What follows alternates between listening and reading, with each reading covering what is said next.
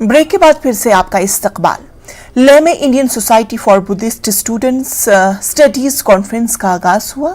Indian society for Buddhist studies की सहरोजा 22वीं conference का इफ्तिताह हिल council के नायब चेयरमैन सिरिंग ओंगचुंग ने किया।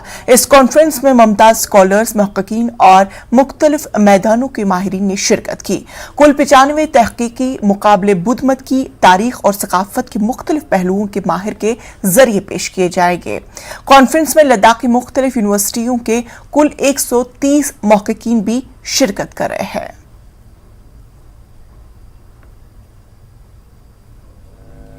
Many people might have taken these lessons or these messages from two angles of different different angles, but they are one and the same. One may be theory, another may be practice, and as I believe, the Buddha always says, Pariyatti, Patipatti and Pativedana. He uses three words. First, let us understand what is the real teaching, what is the essence of teaching. That is also necessary. Patipatti, acting upon them. And only after that, one can have the experience of those fruits. So all these three are equally important. Of course, the third one is the good fruit, but the first two are equally important. And when we started the Indian Society for Buddhist Studies in year 2000, we had declared it at Nalanda.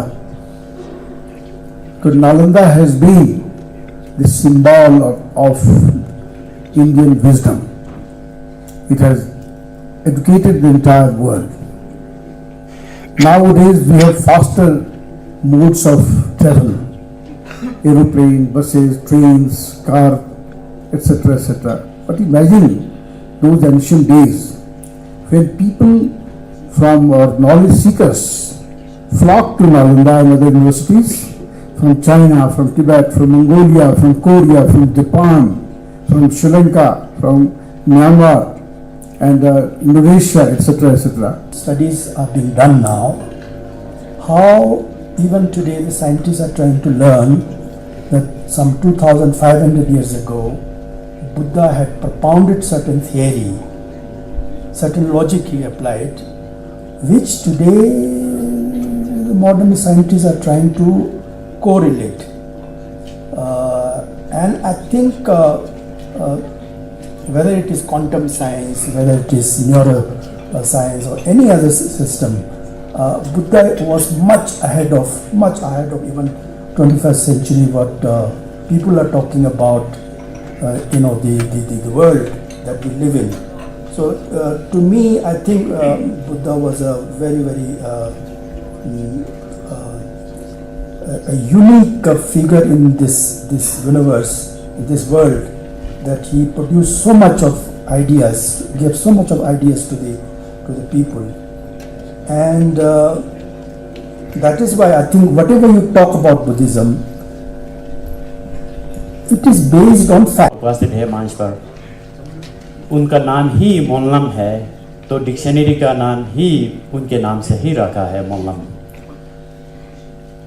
शायद हम में से कई लोगों को ये ज्ञात नहीं होगा कि ये जो बोटी भाषा है, बोटी लिपि है, उसको वेबसाइट में डालने के लिए जो बोटी फ़ोन जो अभी हम टाइप करते हैं, उसका जो मोल्लम का फ़ोन सबसे पहले 2002 में तीन में गेशे मोल्लम ने ही उसको उसकी जो रूपरेखा तैयार की थी। तो अभी जितने भी जो वेबसाइट में है, इंटरनेट में है, जो हम ऑफलाइन है, ऑनलाइन पर जो बोटी भाषा की जो लिपि हम टाइपिंग करते हैं, जैसे कि हिंदी में करते हैं, इंग्लिश में होते हैं, इसी तरह बोटी भाषा के जो लिपि का जो रूपरेखा गेशे मोल्लम ने। It is very heartening to know Before coming to this program, I was not very sure what this event was about.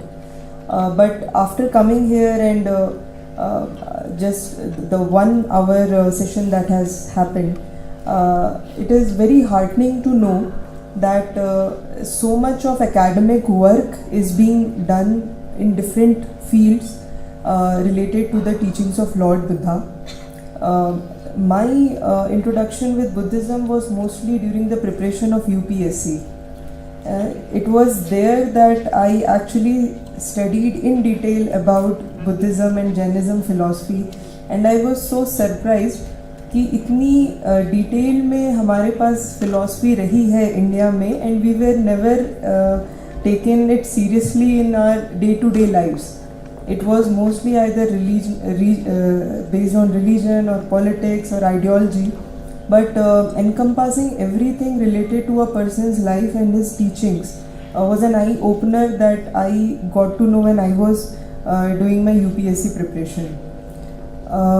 The kind of works that is being done by Indian Society of Buddhist Studies, all the other educational institutes across which are researching on the teachings of Buddha. It is very, I would say, it's a contemporary thing that we need such kind of dialogue or dialectics that we say, in which young scholars and the already renowned professors who are already knowing very much in this field, coming and discussing about the problems and the problems that are changing very rapidly, and finding solutions or finding answers relevant to the teachings of Buddhism. One thing I always think, that to be a good person is easy.